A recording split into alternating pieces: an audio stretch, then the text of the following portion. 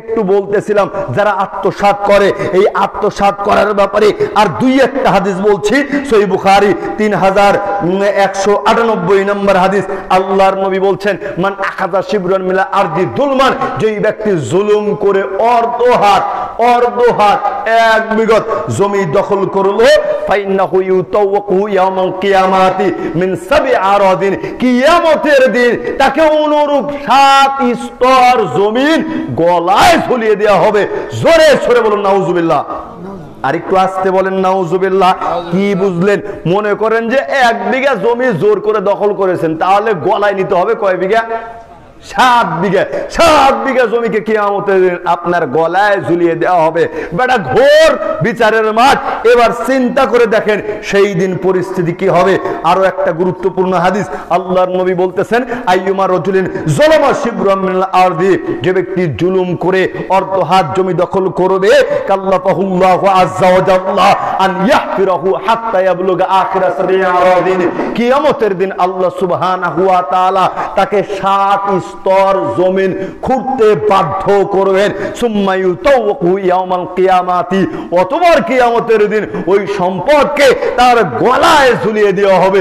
হাত্তা ইউকযা বাইনান নাস, ততক্ষণ পর্যন্ত ঝোলানো থাকবে, ততক্ষণ পর্যন্ত 7 স্তর জমিন তার গলায় ঝুলানো থাকবে, যতক্ষণ পর্যন্ত না সেই ব্যক্তি, যতক্ষণ পর্যন্ত না সমস্ত মানুষের হিসাব কার্য শেষ না হচ্ছে, ততক্ষণ পর্যন্ত ঝোলানো থাকবে। এবার চিন্তা করেন পরিস্থিতি কত কঠিন, পরিস্থিতি কত ভয়াবহ। লক্ষ্য করেন সহিহ মুসলিম 6470 নম্বর হাদিস, জাবির ইবনে আব্দুল্লাহ রাদিয়াল্লাহু তাআলা আনহু বলতেছেন, আল্লাহর নবী বলেছেন, ইত্তাকুজ যুলমা ফাইন্না যুলমা যুলমাতুন ইয়াউমাল কিয়ামাতি, তোমরা জুলুম করো না, কিয়ামতের দিন জুলুম অন্ধকারে রূপ লাভ করবে, অন্ধকার রূপে আসবে। ওয়াত্তাকুশ শুহা, আর কৃপণতার পথ অবলম্বন করো না, ফাইন্না শুহা আহলাকা মান কানা ক্বাবলাকুম, কেননা কৃপণতা তোমাদের পূর্ববর্তীদেরকে একেবারে ধ্বংস করে দিয়েছে। হামালাকুম আলা আন সাবাকু দিমাআকুম ওয়াস্তাহাল্লু আন মাআরিমাহুম, এই কৃপণতা তোমাদেরকে খুন খারাপি রক্তপাত ঘটাতে উদ্বুদ্ধ করেছে। এই কৃপণতা তোমাদেরকে হারাম কাজ করতে, হারাম কাজগুলোকে, হারাম বস্তুকে হালালে পরিণত করতে উদ্বুদ্ধ করেছে। সুতরাং কৃপণতার পথ অবলম্বন করা চলবে না।